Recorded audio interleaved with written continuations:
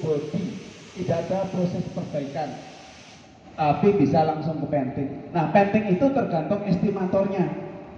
Biasanya kalau kelihatan nempel kayak sekret gitu, repair. Nah, repair bisa light repair, namanya spot, bahasa kerennya itu ngesol, bukan ngecol ya, bukan ngecol. Ini yang muda-muda, ngesol itu spot. Nah, ngesol itu tergantung teknisinya, kompetensi dari teknisi. Kadang-kadang cuman bekas cat nempel. Kalau dia nggak paham, langsung diamplas. Kalau paham, itu akan dipoles atau namanya stain remover. Dilap pakai degreaser. Setelah degreaser, dipoles, hilang. Customer sudah bahagia. Pak, saya bisa kerjakan dalam waktu 1 jam, bengkel lain sehari, 1 panel. Karena apa? Hanya warna nempel. Seperti itu. Nah, ada juga scratch. Scratch itu kalau masih di dalam permukaan clean, belum sampai ke pigment, itu bisa hilang dengan poles. Itu masih light repair. Ada juga medium repair atau medium damage. Berarti perlu mungkin jempol, minimal perlu surfacer, minimal. Jadi teman-teman, kalau khususnya bapak-bapak pemimpin, kalau ada medium repair, nggak selalu ditebul. Itu tergantung kompetensi dari teknisinya. Dia akan dicek begini, minimal dari 3 sudut visual yang berbeda, minimal begini. Kalau kita gini, oh itu ternyata nggak banyak, aman. Jangan langsung tiba-tiba ngambil amplas 60 atau amplas 80 langsung diamplas. Meskipun itu medium repair, bisa aja itu cukup diamplas, nggak perlu pendebulan. Artinya amplasnya tidak amplas yang paling kasar, bukan mengupas cat. Nah, seperti itu, cukup di surfacer. Nah, untuk mengupas cat kebanyakan sudah benar pakai single action. Kalau catnya harus dikupas single action karena punya tekanan yang kuat. Tetapi begitu ngamplas jempol, itu ternyata masih banyak yang kurang pas. Jadi ngamplas jempol itu tidak perlu interface. Ya, sebagai bahan review ya, nggak perlu interface. Ini buat apa? Ini buat ngamplas sebelum poles, supaya tidak botak. Nah, kalau di surfacer ya perlu, tapi yang ini, yang tipis, gitu ya. Nah, dari sini sudah ketahuan bahwa fungsi daripada alat itu belum semuanya tahu. Kalau peserta, oke lah, besok tahun depan sudah tidak akan ikut lomba. Mungkin jadi kakaknya atau jadi kerja di bengkel lain, minimal tambah ilmu. Tapi kalau pembimbing yang belum pensiun, nggak tahu kalau Pak Sulis ya, saya nggak tahu. Kalau Pak Sulis tiba-tiba udah sama pensiun ya nggak tahu. Kalau yang masih muda-muda pembimbing, ya masa iya mau dititipin ke bengkel terus, nggak sama sekali nggak dikasih ilmu. Nah gitu. Jadi jangan sampai ngamplas jempol pakai interface, karena jempol itu padat. Nanti kalau jempolnya banyak bergelombang, nah seperti itu. Terus kita cari mesin yang sesuai dengan tangan kita, karena mesin ini panjangan tangan. Kalau mesinnya terlalu panjang, ini nggak fleksibel. Kemudian untuk dry sanding, Pak, dry sanding apa harus selalu pakai mesin? Tidak. Pengerjaan dry itu kering tanpa air. Nah, tanpa air itu boleh pakai blok, boleh pakai orbital, boleh pakai double. Ini double. Orbital itu biasanya yang kotak. Kotak itu larinya begini, bisa begini, bisa begini, bisa begini. Kalau double itu hanya begini. Kalau single itu begini, tenaganya paling kuat. Kalau ini dinyalain, ditahan pakai tangan masih aman. Tapi kalau ini coba tahan pakai tangan, meskipun nggak ada amplasnya, ini bisa melukai tangan. Jadi harus hati-hati. Makanya harus pakai sarung tangan kain seperti itu. Kemudian ada RPM atau kecepatan. Orang yang jago nggak mungkin akan kecepatan tinggi. Itu menunjukkan dia nggak jago, belum paham. Bapak-bapak kalau punya mobil atau motor, ada yang 260 kilo odometernya itu. Pernah nggak sampai 200 aja. Apalagi tikungan. Loh ini fungsinya buat apa kalau buat cepetan? Itu menunjukkan bahwa kemampuan maksimal segitu. Tapi nggak mungkin pertama kali jalan langsung 260 kilo atau pas tikungan atau pas rame. Paling kalau di arena balap itu pun nggak, jarang banget seperti itu. Jadi kecepatan RPM disesuaikan dengan bidang ini dengan kompetensi kita, keahlian kita. Saya sudah diukur ya, ini 220. Nah, yang pasang kadang-kadang bingung. Pasang itu lihat gini nih, dipasang gini aja, kira-kira begini, nanti akan sama. Ini tidak akan gubik. Tapi kalau kita kepasangkan malah kita akan ribet. Jadi kita kayak gini. Nah, nanti ini akan center. Kalau enggak akan begini. Jadi misalkan 16 ini, 16 dukun, ini kan rata nih. Ini beda dengan sini. Kalau rata harusnya untuk begini, harusnya. Nah, harusnya paling enggak begini. Jangan begini. Begini nanti hasilnya pasti bermasalah. Pasti bermasalah. Nah, kalau gini, yang di sini baru begini. Baru miring.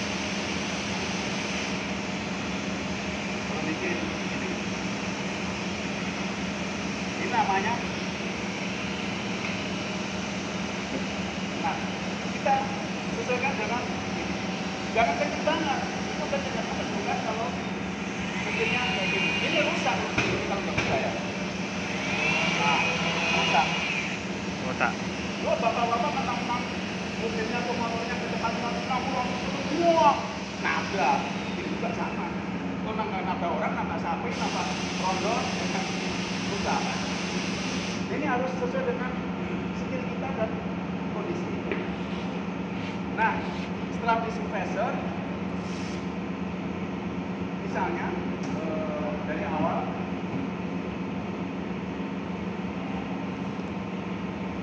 misalnya saya ulang, ini cacat sini. Udah biasa, saya perhatikan sudah tahu yang PDRJ, udah oke. Cara penggunaan amplas saya perhatikan 80 sudah bisa, sudah tahu 80% penggunaan amplas yang ada di sini. Jadi, kalau ngupas cat itu antara 60 sampai 80. Kalau BDC 120 sampai 240.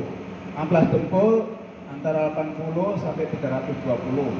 Artinya apa? Jangan diamplas pakai 60 kalau dempul, jangan diamplas pakai 600. Artinya begitu, ring. Lalu diamplas 200 Pak, ya boleh. Kan antara. Nah kalau rusaknya kecil ya kan tidak harus pakai ini juga. Tapi kalau pakai ini ya nggak salah. Itu loh maksudnya itu. Oh saya amplas, oh itu kalau cuma diamplas 240 ya nggak. Memang itu ringnya segitu. Tapi kalau diamplas 600 jelas salah. Karena apa? Dempul itu fungsinya untuk membentuk bodi, mengembalikan bentuk ke semula. Jadi tebel mengisi. Misalkan nut ya harus kembali ke nut. Kalau amplas dempul pakai 600, ini terlalu halus, dia akan mudah terkelupas. Kalau ini diamplas pakai nah, jadi sela-sela ini sekret bekas amplasan itu nanti diamplas dan tidak akan timbul. Kemudian misalkan ini rusak, cacat, ini PDRJ, kemudian jangan dempul di luar yang diamplas, nanti tidak akan nyambung, pasti putus. Putus itu setelah dicek dia akan untuk mulo atau keriting atau lifting atau shrinking atau bangun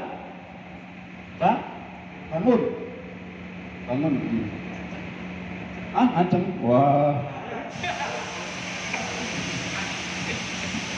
Jadi misalkan ini di dempulnya sini, ini sudah bekas amplasan. Makanya kalau rusaknya segini, kenapa diverging 3 cm? Ya karena ini kan sebenarnya nggak rusak, antara yang rusak dengan yang normal. Jadi nembulnya ya segini, jangan segini nembulnya. Orang weddingnya segini, nanti begitu diamplas langsung pasti oke. Pasti oke. Nggak bakal begini, nggak bakal gini. Kemudian ini dempul nih, dempulnya segini. Set, amplas dempul antara ini sampai ini. Nah, luarnya dempul itu diamplas 400. Namanya scuffing. Karena apa? Surfacernya nanti pasti akan melebihi dempul.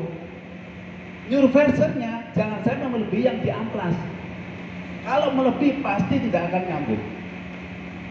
Bahasa bengkelnya itu putus. Nah, resikonya kalau sampai ini nggak diamplas sampai ke yang kena amplasan, begitu dia ada thinner, dia akan masuk ke sela-sela ya. Karena nggak begini. Kan adanya keriting. Jadi ada beberapa yang mau bangun keriting itu seperti itu. Apalagi surfacernya encer. Nah itu pengaruh banget. Pengaruh banget. Setelah disurface ini, ya, diamplas pakai 400 sampai 800. Kalau mulai 320 itu salah. Descending ya. Kalau mulai 400 sampai 800 benar. Kalau diamplas 600 saja, ya benar. Kalau 800 saja, ya benar. Tapi kalau diamplas hanya 600, kalau metalik biasanya nanti ada setting mat, nggak plus. Ini amplas surfacer. Nah, ini kan maksimum 800. Nah, ini namanya scuffing karena nanti bakal kena bis. Scuffing ini minimal amplas 1000.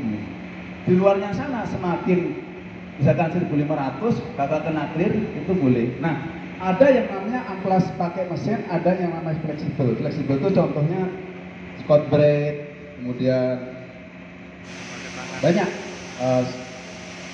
microfine, kalau merek 3M, kemudian merek Sika juga ada yang roll-rollan, itu bisa sampai 2000. Ini sama. Nah, kalau ngamplas bagian yang kayak gini, itu cepat pakai gini. Scuffing ya, scuffing. Pengertian ngamplas scuffing yang tidak bukan dempul atau bukan surfacer atau sini, atau sini. Ini pakai tangan, fleksibel. Lo kok nggak pakai sarung tangan? Nanti kelamaan keburu di barat. Maksudnya itu pakai sarung tangan. Kayak gini. Nah ini gitu. Terus setelah di scuffing, kalau dressing harus di blow up, semprot angin. Itu syaratnya. Kalau langsung di grazer, ini malah akan nempel di situ debunya. Kalau di blow up, itu dia akan keluar. Nah, syarat untuk descending harus ada dust extractor. Ini namanya dust extractor. Jadi ini standar. Ini elektrik. Kalau yang masih pneumatik berarti yang ini menyalakan ini, menggerakkan ini, yang kecil itu. Jadi 80% bisa terbot. Kalau yang model ini itu hanya 20% yang sedot, yang masuk sini. Sisanya kalau kita ini ya masuk ke hidung. Ya kalau misalkan yang lapar-lapar sih oke sih. Jadi sekalian sarapan gitu. Tapi standarnya ini ya, standarnya dust extractor. Merek Mirka boleh. Kebetulan saya lagi di kontrak pakai baju Mirka, silahkan. Ada merek 3M, ada merek Rupis, ada merek banyak lah. Sama intinya apa? Fungsinya. Itu dari sisi persiapan permukaan. Jelas ya, nggak perlu saya contohkan. Jadi standarnya kalau dari ngamplas sampai ngamplas dempul itu 15 grade itu yang bukan UV, yang dempul biasa itu bisa. Mau merek apapun. Tapi kalau udah UV ya harus pakai sinar UV. Nah ini ngikutin aja gitu. Terus persiapan permukaan sudah. Surfacer. Penggunaan spray gun. Untuk surfacer itu minimal 1,6 diameter nozzle-nya. Diameter nozzle-nya 2,5. Jadi mengingatkan lagi kembali daripada fungsi surfacer. Satu, ngisi penyok kecil dan sekret. Yang dua, menaikkan daya rekat antara lapisan di bawah dengan lapisan di atasnya, fungsi surfacer. Yang ketiga, itu mencegah absorb cat dari atas ke bawah. Makanya kenapa kok harus diameternya paling besar? Karena harus kental. Kalau nggak kental, berarti disemprotkan sini tipis. Kalau kental, sepertiganya diameternya kecil, dia nggak akan keluar. Keluarnya kasar, hanya prek. Gitu. Nah, sekarang kita bayangkan, surfacer itu adalah fungsinya untuk menahan cat yang dari atas ke sini untuk isi penyok sama sekat kecil. Artinya kenapa kok atas double cuma 320? Karena itu harus kental. Kalau surfacernya itu tipis, dia nggak akan nutup 320. Nah itu bengkel-bengkel mbah-mbah kita yang bengkel kecil itu begitu. Amplas double 800. Nanti surfacernya tipis encer. Habis di surfacer, ambil amplas 1500 sama 1000 pakai tangan. Nah gitu. Terus nanti ngecatnya baru sebulan 2 bulan bisa. Karena surface itu nggak kuat nahan yang cat. Kalau catnya yang ke atas bagus. Kalau catnya cat satu komponen atau cat yang murah, saya nggak nyebut merek, intinya cat dukul lah atau cat leker. Nah itu mungkin nggak apa-apa. Nah kalau sekarang kita logikanya gini, kita mau bangun rumah tingkat 3.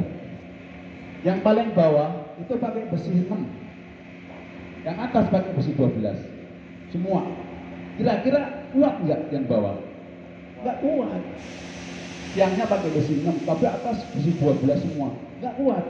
Lebih baik bawah besi 12, mau atasnya besi 12 atau 8 atau 10 pasti kuat. Nah gitu. Nah ini enggak. Kalau sebenarnya nggak tebal pasti bermasalah. Jadi sebagian besar yang bermasalah itu dilihat dari situ. Bukan karena prosesnya salah, amplasnya bukan. Berarti dari situ. Kemudian spot repair itu standarnya seperigan diameter nozzle-nya itu antara 0,8 sampai 1,1 maksimal, ya rata-rata 0,8 0,9. Loh kenapa Pak? Karena spot repair itu bidang yang kecil, perlu sedikit, bahkan kadang-kadang cupnya pun kecil. Karena nggak mungkin dikasih setengah liter, itu namanya bukan spot. Maksud spot setengah liter catnya, mesti ya sedikit. Bisa aja 10 gram, 20 gram, 50 gram sudah termasuk banyak. Karena kalau vendor itu ya rata-rata di bawah 100 gram satu vendor. Artinya kalau spot ya sesuaikan dengan jumlahnya. Makanya perlu sedikit. Dan anginnya pun nggak akan kenceng-kenceng. Dan nggak akan wet on wet. Basah dan basah pasti gagal. Orang yang ngecat spot wet on wet itu pasti gagal. Gagal itu ini akan membekas gitu. Nah, untuk spot metalik dan nika itu ada teknik yang namanya underclear. Kalau mau di sini nggak masuk poin, nggak poin penilaian misalkan mau pakai atau enggak itu enggak. Atau mau pakai seperigan 1,6 itu enggak di poin. Cuma mempengaruhi hasil maksudnya gitu. Jadi misalkan ini dia sebelum di dashboard itu di underclear minimal bagian yang sambungan supaya tidak ada bekas menggelap. Loh kenapa Pak kok timbul gelap terang? Kan catnya sama, yang sini terang, yang sini gelap. Karena kalau basah kering dari permukaan sini tingkat kehalusan atau tekstur dengan sini itu beda. Kalau pas dicat diaplikasikan itu keringnya nggak sama, itu nanti yang bagian basah, misalkan pakai thinner lambat kering atau thinner metalik itu, yang cepat kering, dia langsung nancep dalam keadaan berdiri tetap berdiri. Yang keadaan tidur. Nah, yang menyebabkan gelap kering itu karena ada cahaya yang mantul di sini. Pas cahaya mantul di sini, posisi aluminium metal itu begini. Pas tidur, kalau tidur begini. Misalkan ini tidur, ini berdiri. Kalau ada cahaya, taunya kan kalau kena cahaya. Kalau dalam gelap nggak tahu kita. Nah kalau kena cahaya, mantulan dari sini, dia akan ke sini mantul cahaya. Tapi yang ini ke sini, mantulnya ke sini.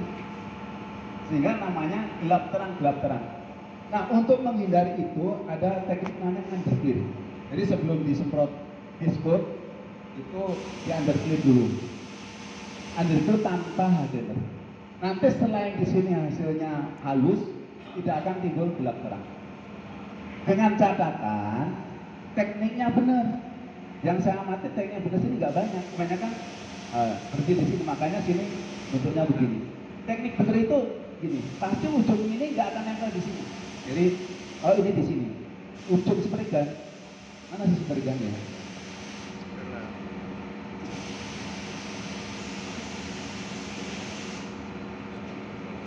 Nah, misalkan, terima kasih. Ujung seperigan itu enggak begini. Meskipun begini nanti ya berarti lebih jauh. Kalau begini lebih dekat dan pasti akan berupa batas atau garis ngeblok. Meskipun catnya sama, hasilnya tidak akan sama. Kalau catnya sama, caranya sama, itu sini putih, sini agak grey, tapi nggak ada batasnya. Artinya catnya memang beda. Mau dicat 10 kali beda karena sudah bagus sistemnya. Terus cara memegang seperigan 90% begini. 90%. Ini nggak ngatur poin, tetapi ini dasar dari belajar cat. Yang benar ada satu atau dua yang begini. Memang nggak sempat saya videokan, tapi kalau di dokumentasi pasti ada. Ada yang begini ada. Artinya mereka sudah punya dasar-dasar yang bagus. Sehingga, lah bedanya apa Pak? Ya kalau ngecat segini oke. Tapi kalau ngecat satu body pasti udah begitu. Nah kalau udah ngecat segini nggak selesai, kalau nge-clear atau itu pasti nanti catnya nggak sama, nggak merata, nggak uniform pasti. Jadi yang benar itu begini. Karena kekuatan di sini. Bapak ingin tahu, kan bapak guru semua. Kalau nggak percaya, murid-murid atau bapak-bapak bawa ember 2 hanya sekilo, dipegang begini dengan 2 jari tengah, jalan dari sini selama sekilo. Kira-kira yang betul yang mana? Yang ini atau yang ini? Ini kuat, ini kuat. Tekniknya begitu. Jadi tekniknya begitu. Ini nggak masuk kriteria penilaian, cuma dasar daripada pengecetan. Udah ketahuan. Ini pentingnya pembimbing supaya nanti kalau ngajari yang ininya lebih lepas lagi. Jadi 60% saya perhatikan begini. Maksudnya begini tapi bukan. Ini ujung dari seperigan itu harusnya nggak di permukaan ini harusnya. Karena pasti kita ngukur mana sih batasnya, nggak akan ketemu ya, karena batasnya ke sana.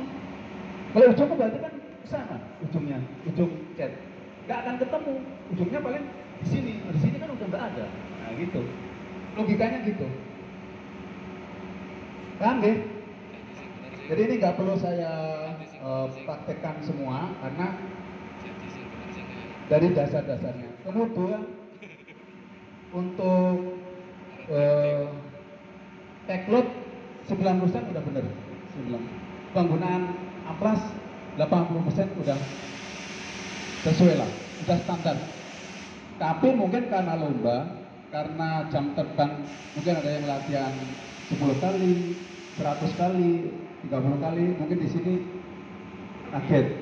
Biasanya juri provinsi ada satu juri nasional, mungkin jadi bagi juga atau ditonton orang. Seperti itu. Kemudian untuk trik pemilihan calon kompetitor, mungkin saya kasih, bukan harus begitu ya, tapi pengalaman saya. Kalau milih, jangan milih yang pinter, dari pinter dulu, tapi dari yang mental juara. Mental juara itu gini, maksudnya pinter itu pinter dalam arti kerja nyata di bengkel. Kalau pinter kerja nyata itu tidak melihat proses, tidak ini mental, tetapi hasil akhir murah, cepat, ngirit nggak dibayar. Itu yang disukai perusahaan dan customer. Tapi di sini proses, karena namanya lomba itu berarti mendidik cara yang benar. 90% itu proses di sini, proses yang dinilai. Dan minta itu gini, ada 3 calon nih, 3 kandidat. Yang satu sudah latihan 3 bulan, yang satu belum, yang satu 2 bulan, yang 3 bulan udah bisa ngechat, bisa nembur. Yang satu belum, tapi giliran dikasih, coba cara nembur, oh luwes. Coba nanti kalau ada masalah, pas di tengah jalan, dia tenang, nggak panik. Itu artinya mental juara. Meskipun dalam keadaan ini dia nggak akan panik. Nggak akan terpengaruh dengan kanan kiri. Setelah yang minta juara itu dilatih sebulan bareng dengan yang 3, yang 2 bulan, 3 bulan itu, kemungkinan udah imbang hasilnya. Nah, kemudian dilatih pada suasana lomba, entah ditonton, di timer, jalan gitu. Timer dikasih waktu, ini seolah-olah kayak ada meja lomba, kayak ini terus ditonton. Nah itu nanti akan terlatih bahwa itu suasana lomba. Itu caranya gitu. Jangan nyari yang jago kerja, jangan. Kalau jago kerja itu bukan nyari yang pintar kerja, yang loyalnya tinggi, yang mau belajar keras, yang attitude-nya baik. Sekitar 15%. Belum semua, belum. Karena kita baru perkenalan. Carpenting itu baru mau sekali kan nasionalnya untuk yang dari. Mungkin tahun depan, mungkin bukan tahun ini. Kalau tahun ini nasional nanti rencana Juli baru mau diupload di webnya Puskesmas atau dinas. Nanti ada 4 test project, yaitu 1 standar aplikasi, yang kedua mesin, yang ketiga polishing dan teori. Untuk tahun ini, jadi saya kasih tahu dulu. Siapapun yang mewakili Jawa Tengah siap-siap. Kebetulan masking tahun kemarin nggak dilombakan, sebelumnya dilombakan. Polishing sebelumnya dilombakan, nasional tahun kemarin dilombakan. Jadi sudah mewakili. Itu dari sisi persiapan pembukaan untuk standar aplikasi. Ada yang mau ditanyakan? Sementara ini silakan. Ada yang mau ditanyakan nggak?